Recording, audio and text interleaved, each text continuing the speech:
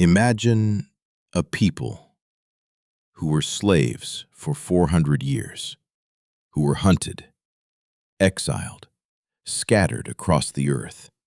And yet, through every disaster, through every empire that tried to erase them, they survived. Who are these people?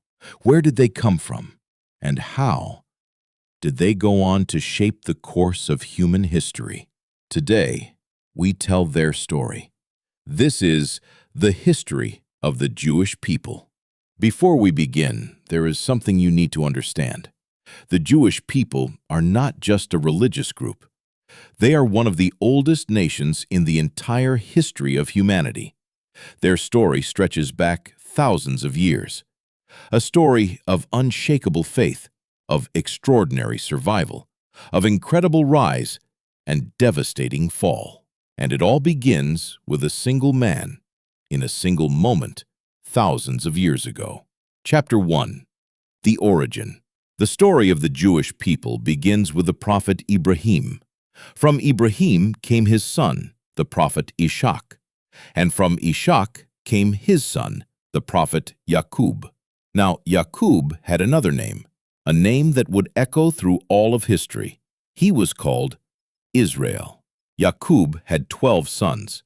12 sons, 12 tribes. These tribes became known as Bani Israel, the children of Israel. These are the ancestors of the Jewish people we know today. Chapter 2. The story of Prophet Yusuf. Among all 12 sons of Yaqub, only one was chosen for prophethood. His name was Yusuf. Yaqub loved Yusuf deeply, more than any of his other sons, but that love had a terrible price. His brothers burned with jealousy, and one day, in a moment of unthinkable cruelty, they threw their own brother into a deep, dark well. A passing caravan found him, and he was sold as a slave in Egypt. Years passed, hard, painful years. False accusations were made against him. He was thrown into prison for a crime he never committed. But through all of it, Yusuf never lost his faith, and God never forgot him. Slowly, step by step, Yusuf rose, until the day came that the most powerful man in all of Egypt was the same boy who had once been thrown into a well by his own brothers. Then came a great famine. A famine so severe that people came from every direction seeking food. And one day, Yusuf looked up and saw his brothers standing before him. They did not recognize him, but he recognized them, every single one of them. He revealed himself, and instead of anger, instead of revenge, he forgave them, all of them, completely. The entire family of Yaqub came to Egypt, and Bani Israel settled in the land of the Pharaohs. Chapter 3. 400 Years of Slavery. Time passed, generations came and went, and the warmth that Egypt once showed to Bani Israel slowly turned cold. The rulers of Egypt were called pharaohs, and when Bani Israel refused to bow before the Pharaoh, refused to accept him as their God, the Pharaoh enslaved them. 400 years. 400 years of backbreaking labor, of humiliation, of suffering without end. Then one night, the Pharaoh had a dream that terrified him. His advisors told him a boy born among Bani Israel would one day bring about his destruction. In a panic, Pharaoh issued the most horrifying order imaginable. Every newborn boy of Bani Israel was to be killed. Thousands of innocent children were murdered, but the one child Pharaoh feared most could not be stopped, because God placed that very child inside Pharaoh's own palace. His name was Musa. Chapter 4. Prophet Musa and the Exodus. Musa grew up inside the palace of the very man who had ordered his death. Then God chose him and granted him prophethood. By this time, Pharaoh had reached the peak of his arrogance. He stood before his people and declared himself a god, and demanded that they bow before him. Musa walked into that court with two demands: accept the truth and free Bani Israel. Pharaoh refused, both of them. What followed was one of the most legendary confrontations in all of human history. The miracles of Musa against the magic of Pharaoh's sorcerers. The sorcerers were defeated. They fell to their knees and accepted the truth. Pharaoh executed them in his fury. Finally, God gave Musa the command, "Leave tonight, take your people and go." When morning came, Pharaoh discovered they were gone. He assembled his entire army and pursued them like a madman. Bani Israel found themselves trapped, the sea stretching endlessly before them, the thundering army of Pharaoh closing in behind.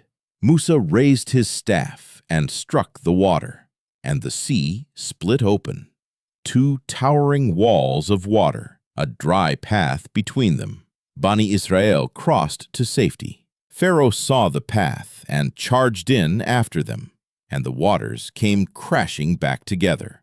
Pharaoh and his entire army were gone forever. Chapter 5. Free, but still rebellious. You would think that after 400 years of slavery, after witnessing miracle after miracle, Bani Israel would be grateful. They were not. Almost immediately after their miraculous freedom, they began to complain, to demand, to disobey. They passed a tribe worshipping idols and, astonishingly, demanded that Musa make them an idol to worship too. While Musa was away, receiving the divine scripture from God, they built a golden calf and bowed before it. Musa returned in furious anger. Then they made another demand. They said they would not believe unless they could see God with their own eyes. The earth shook violently. Lightning struck. Those who made this arrogant demand perished on the spot. Musa prayed for them desperately, and by God's mercy, they were brought back to life. But the greatest punishment came when God commanded them to enter the Holy Land and fight for it. They refused. They said to Musa, "You and your God go and fight. We will sit here." God declared the Holy Land forbidden to them for 40 years, and for 40 years they wandered in circles in the wilderness, lost, walking all day only to wake up in the morning exactly where they had started. Chapter 6. The Golden Era. After the death of Musa, Prophet Yusuf took command of Bani Israel. He trained the new generation. He prepared them for what lay ahead. And then he led over 600,000 warriors into battle for the Holy Land. After a long and brutal campaign, they conquered it completely. Then came one of the most remarkable figures in all of human history, Prophet Dawud. He began life as a poor shepherd boy, unknown, overlooked. But on the day of battle, he stepped forward, armed with nothing but a sling and unshakable faith. He faced the most feared warrior of the age, a towering giant named Jalud. A single stone launched from a simple sling, and Jalud fell. From that day, Dawud's rise was unstoppable. From shepherd to soldier, from soldier to king. His empire stretched across Palestine, Iraq, Syria, and vast stretches of the Arabian Peninsula. And then came his son, Prophet Sulayman. Sulayman ruled over a kingdom unlike anything the world had ever seen. Humans served him, jinn obeyed him, animals answered his commands. Even the wind carried him wherever he wished to go. This was the absolute peak of Bani Israel's power and glory. Chapter 7. The Fall. After the death of Sulayman, everything began to unravel. The great kingdom split into two rival states. Idol worship crept back in. Corruption spread like a disease. Prophets came to warn them, and Bani Israel killed them. Prophet Yahya was imprisoned by a wicked and shameless king. At a royal celebration, a young woman danced for the king. Pleased, he offered her anything she desired. She went to her mother. Her mother told her what to ask. The girl returned to the king and asked for the head of Yahya on a plate.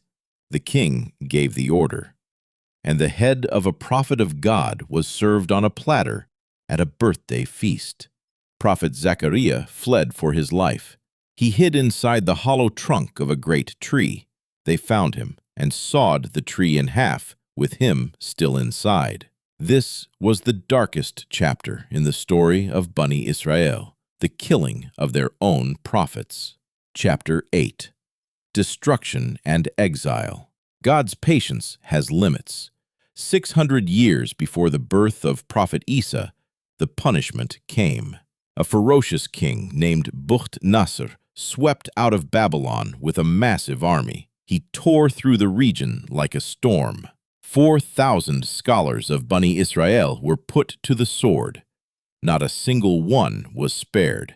80,000 people were taken as prisoners, herded like animals, all the way to Babylon.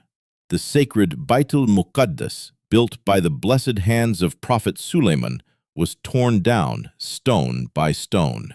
Priceless scriptures burned, ancient texts lost forever, and Bani Israel were scattered across the earth, broken, exiled, far from home. Chapter 9.